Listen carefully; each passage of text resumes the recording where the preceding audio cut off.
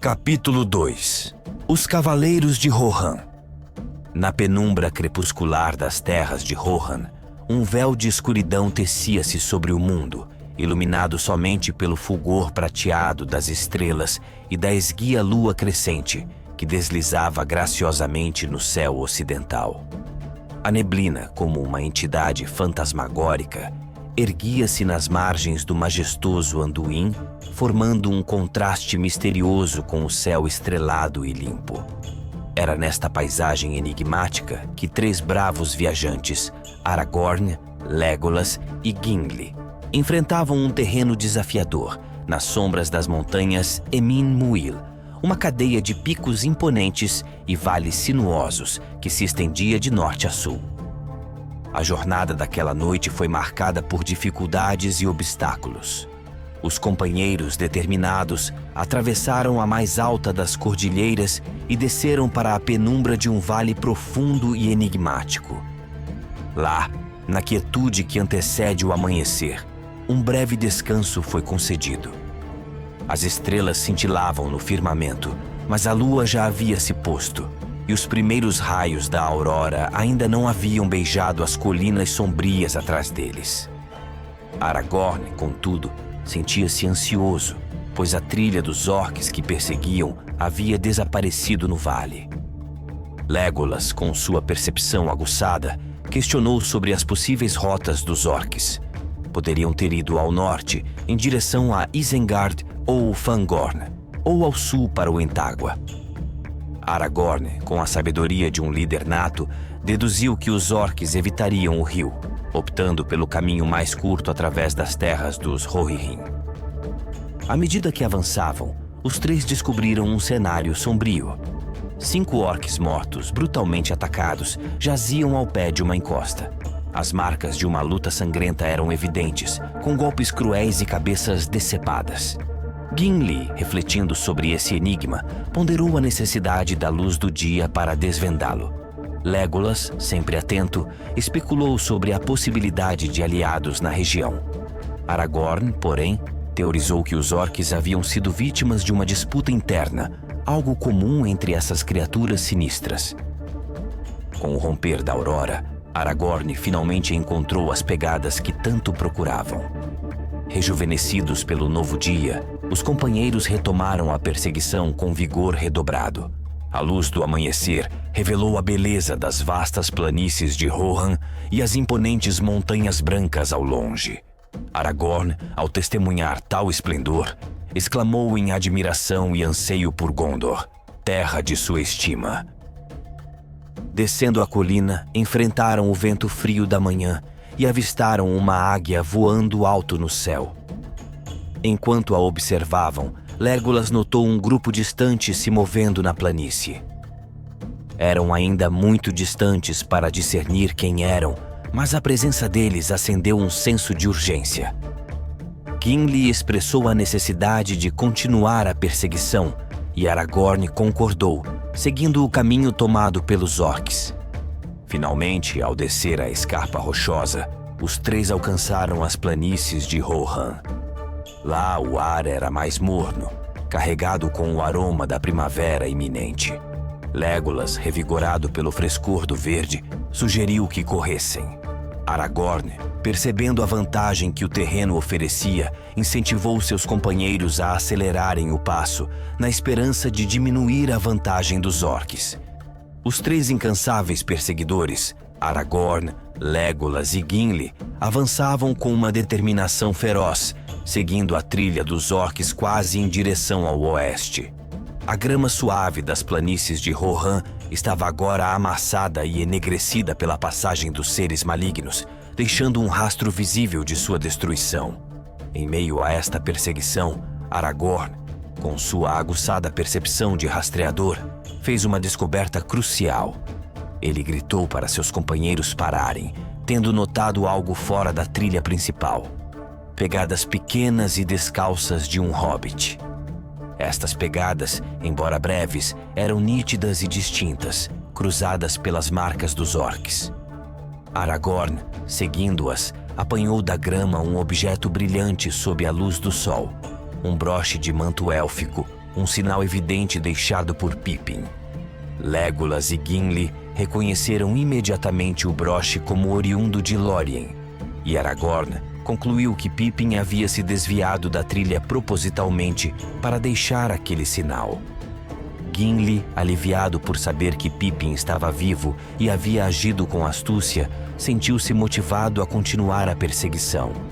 Legolas, contudo, expressou sua preocupação sobre o alto preço que Pippin poderia ter pago por sua ousadia. Decididos, retomaram a caçada, impulsionados por um sentimento de ira e urgência, pensando nos jovens hobbits tratados como gado pelos orques. O sol percorreu seu caminho pelo céu, com nuvens leves subindo do sul distante, levadas pela brisa. À medida que a noite caía, Aragorn ponderava sobre a difícil escolha entre continuar a perseguição durante a noite ou descansar. Legolas e Gimli expressaram suas opiniões, destacando os desafios de seguir a trilha no escuro e a possibilidade de perder sinais importantes. Aragorn, refletindo sobre suas escolhas passadas e a situação atual, decidiu que não caminhariam no escuro, priorizando a segurança em manter a trilha e os sinais visíveis. Eles se deitaram para descansar, com Aragorn despertando antes da aurora. Legolas, já acordado, compartilhou sua percepção de que os orcs não haviam descansado naquela noite. Aragorn, ao escutar a terra, detectou apenas o som distante de cascos de cavalos, mas nenhum sinal dos orcs. Inquieto com os acontecimentos na terra de Rohan, ele despertou Gimli e juntos, ao nascer do sol, retomaram sua jornada. Durante todo o dia, alternaram entre andar rapidamente e correr, alimentando-se de lembas e reavivando suas forças enquanto seguiam a trilha ininterrupta dos orques. A tarde cedeu lugar à noite, e eles chegaram a um terreno mais elevado, onde a trilha se tornou mais fraca, mas continuava rumo ao norte. Observando as colinas e o rio Entágua ao longe, Aragorn estranhou a ausência de vida e movimento na região, um silêncio que não lhe parecia pacífico.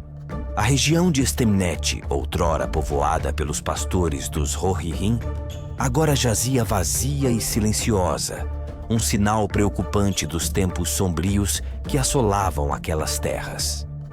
Ao cair do crepúsculo, após uma jornada exaustiva, Aragorn, Legolas e Gimli fizeram uma nova pausa. Já haviam percorrido cerca de 12 léguas pela vasta planície de Rohan, com as Emin Muil desaparecendo nas sombras ao leste. A lua jovem brilhava em um céu nublado, mas sua luz era fraca e as estrelas estavam veladas. Legolas, normalmente incansável, sentia agora o peso do cansaço e da incessante perseguição. Ele especulou que os orques poderiam já ter alcançado a floresta de Fangorn. Gimli, desanimado, lamentava o possível fim infrutífero de sua busca. Aragorn, por sua vez, sentia uma estranha inquietação. Ele suspeitava de uma força sinistra em ação, uma barreira invisível que retardava seu avanço e pesava sobre seus corações mais do que sobre seus corpos. Legolas, apontando para o oeste sob a lua crescente, sugeriu que Saruman poderia estar por trás dessa sensação opressora. Apesar do cansaço e das nuvens que cobriam a lua, Aragorn já planejava o caminho do dia seguinte entre colina e pântano.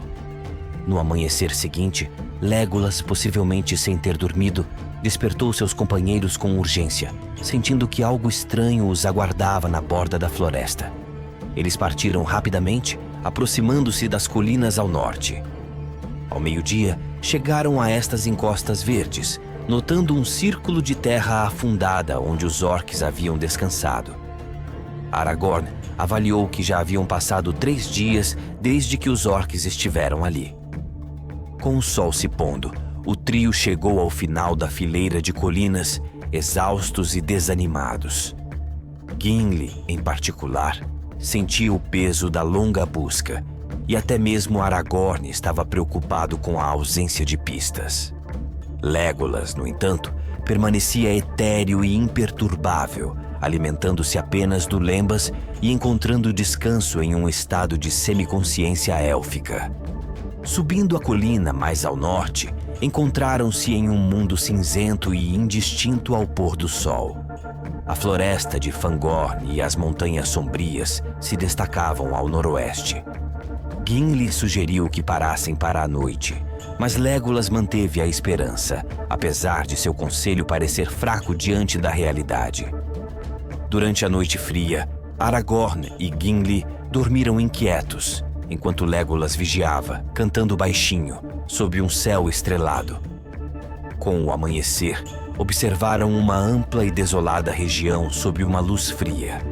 Longe, ao noroeste, a densa floresta de Fangorn se estendia, com as montanhas sombrias ao fundo.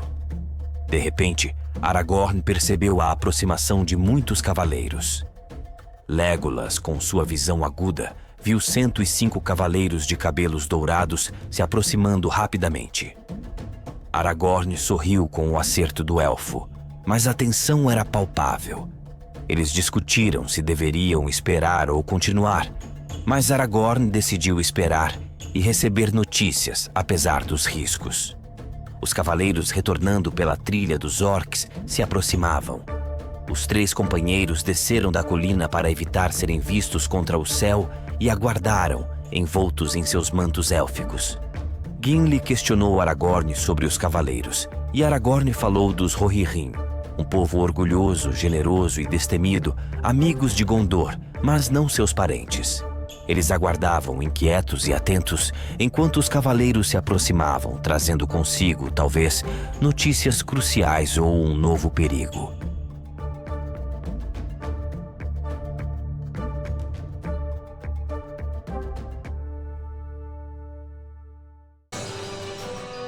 Você escutou mais um episódio de O Bardo Preguiçoso. Se você gostou, deixa o like que nos ajuda bastante. Compartilhe com seus amigos para aumentar ainda mais nossa comunidade de amantes de histórias. Muito obrigado e até a próxima!